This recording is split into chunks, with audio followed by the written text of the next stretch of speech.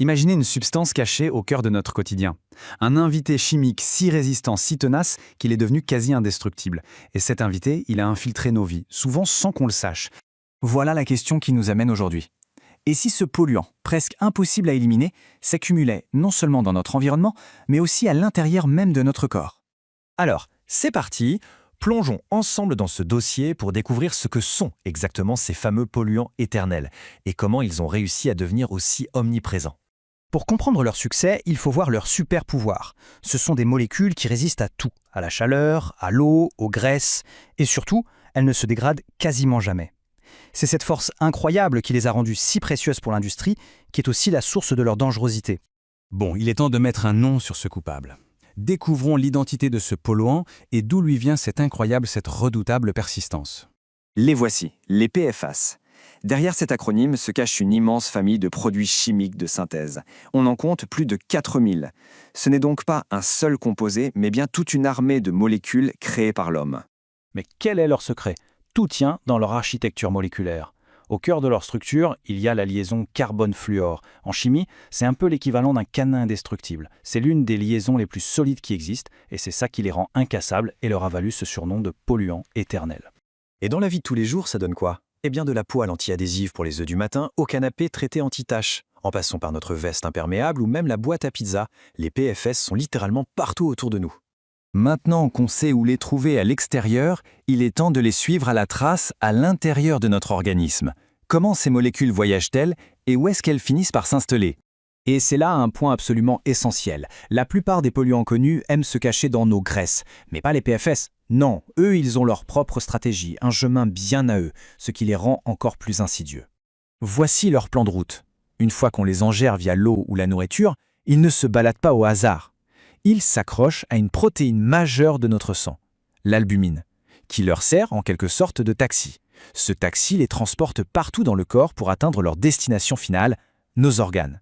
Et une fois arrivés, croyez-moi, ils ne sont pas du tout pressés de repartir. Leurs cibles privilégiées sont donc le foie, les reins et même le sang.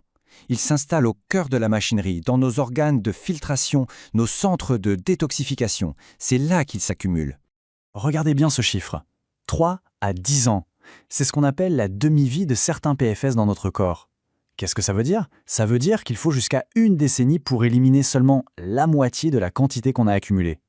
Le grand nettoyage prend donc un temps fou. On a bien compris qu'ils sont tenaces. Maintenant, la question qui brûle les lèvres, quels sont les dégâts?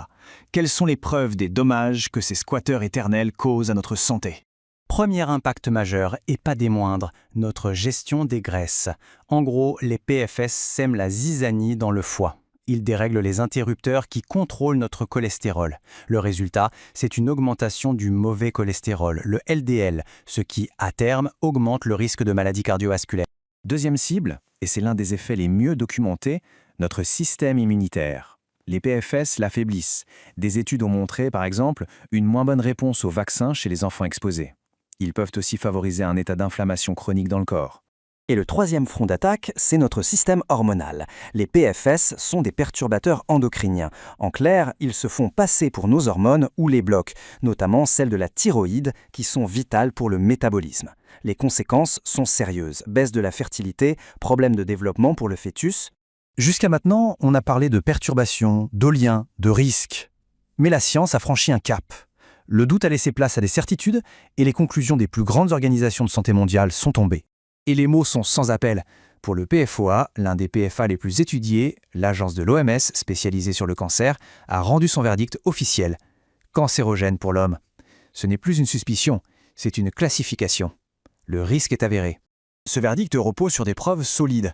Au-delà du risque général, des liens clairs ont été établis avec des maladies spécifiques. Certains cancers, comme celui du rein ou des testicules, mais aussi des complications graves durant la grossesse, comme l'hypertension artérielle.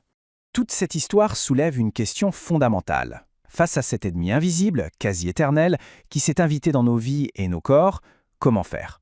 Comment protéger notre santé et celle des générations futures? La réflexion est plus que jamais ouverte.